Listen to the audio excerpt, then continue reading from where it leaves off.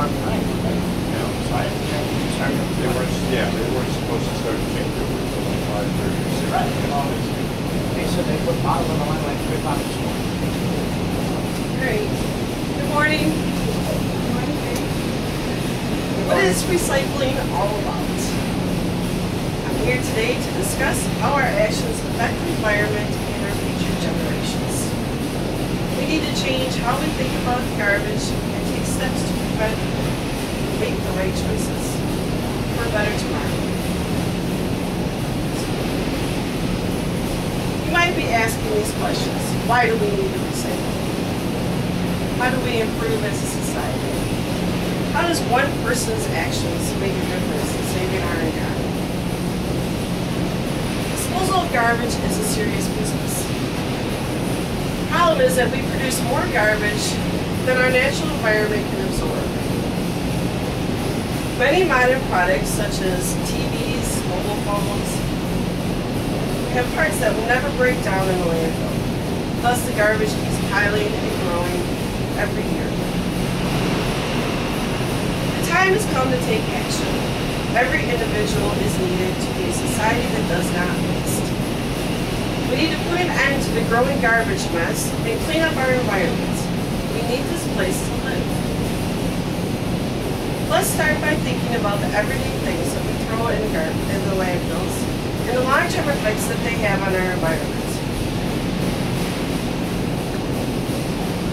According to the World Almanac books, in 2000, we have produced 13.9 million tons of garbage, more than 2.2 tons per person. They say that by 2050, we'll probably generate 29.4 billion tons. That's a lot of garbage.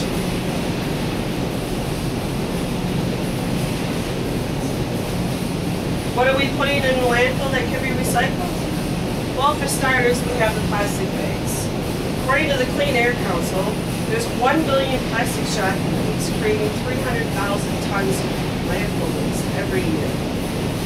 The plastic that's used in the grocery bags does not break down, and bags may not last indefinitely in open areas as well as landfills. Plastic bags can be recycled and incinerated. In some communities, the heat from incineration helps generate electric power. Food waste. According to the EPA, food waste is one of the largest contributors to waste to landfill.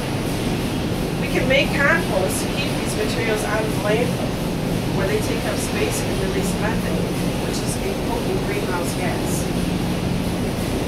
The benefits of compost is it enriches the soil, helping retain moisture and suppress plant diseases and pests. Reduces the need for chemical fertilizer. Encourages the production of beneficial bacteria and fungi that breaks down the matter to create humus. Reduces methane emissions. And it lowers our carbon footprint. Plastics. We've all seen pictures of landfills with plastics still in them. There's a lot of ways of collecting the plastics, from the curbside collections to the drop-off centers to the deposit and refund program that some states still have. There's really no reason for the plastics to still end up in the landfill, but they do. Recyclables are bought and sold just like raw materials. So why are they still there? Electronics. That is another growing problem in the landfills. With the everyday changing technology, people are purchasing new laptops and cell phones almost on a daily basis. And then the old ones are getting thrown into the landfills. Old computers and cell phones are causing pollutants to get into our waterways through ground absorbing. Electronics are made from valuable resources, including metals, plastics, glass, and it requires energy to manufacture. Donating or recycling your electronics conserves our natural resources and avoids air and water pollutants, as well as our greenhouse gas emissions that are caused by manufacturing these. Recycling 1 million laptops saves the energy equivalent to the electricity used by more than 3,500 U.S. homes in a year. every million of cell phones recycled, we recover 35,000 pounds of copper, 772 pounds of silver, 75 pounds of gold, and 33 pounds of palladium. Newspapers. There was a time when people sold old newspapers and old junk cars to junk dealers. Now the price for paper and scrap metal is so low that some people believe it's not worth the trouble. Paper is tossed out with the garbage, and junk cars are abandoned on the streets, especially in the low-poverty areas. People used to also return the empty glass bottles for a refund. I remember when I was a child, we used to go to the store and buy cases of soda pop in the glass bottles, and then we return the bottles to get a deposit back on the bottles. But a 2 to 3 cent deposit isn't much anymore. And bottlers don't like handling the cost. And I don't know if any of you have heard on the recent news, but President Obama wants to eliminate the penny, copper penny. They say, from what the news said, it costs 2 cents to create 1 cent penny. So now you have an idea of what is still being thrown away, despite our recycling efforts. Maybe we need to look at some more ideas of what we can do to keep these items from harming our environment, keep them out of the land. We need to prepare for a better tomorrow. How can the U.S. Environmental Protection Agency challenge others to reduce as much of their food waste as possible? That's the goal of the Food Recovery Challenge, the FRC.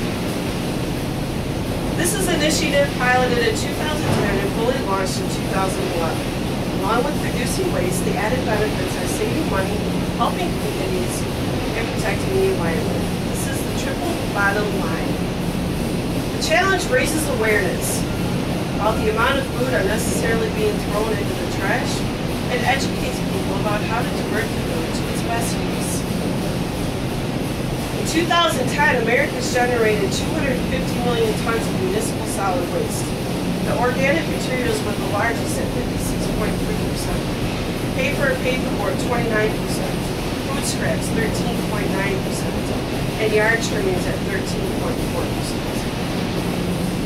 13.9% of food scraps translates into 34 million tons of food waste thrown away by U.S. homes, and businesses were at 97% of the total generated. Food waste is now the #1 material sent to the landfills. EPA's Food Recovery Challenge asks participants to take 3 simple steps. Conduct an assessment of their current practice, set a goal for reducing the amount of food waste being thrown away, and commit to a more sustainable approach to tracking efforts across 3 action areas: prevention, donation, and composting.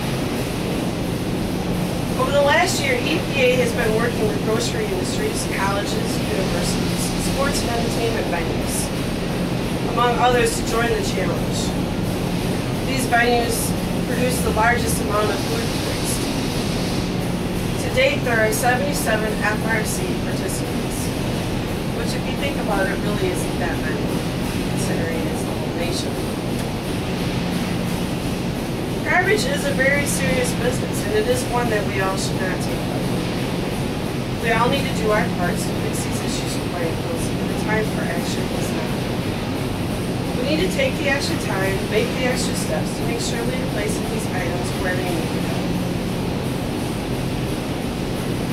Researchers at Columbia University found that our nation's everyday garbage can power at least 16 million homes every year, maybe even more depending on the process. Instead of burying the garbage, taking up precious landfill space, let's put that energy to work for something useful, create a more energy efficient environment.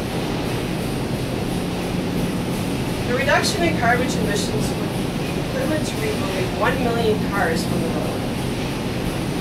They also found significant reductions in sulfur emissions, and solid fuels represent only one of many promising methods to recover energy from waste. Other technologies transform non-recycled plastics into a synthetic crude oil that can be used to create liquid fuels and raw materials. Another technology converts waste into synthetic gas, which is a versatile energy source. Incinerators are, as you can see, another form of reducing the waste to landfill and also creating a renewable source of energy.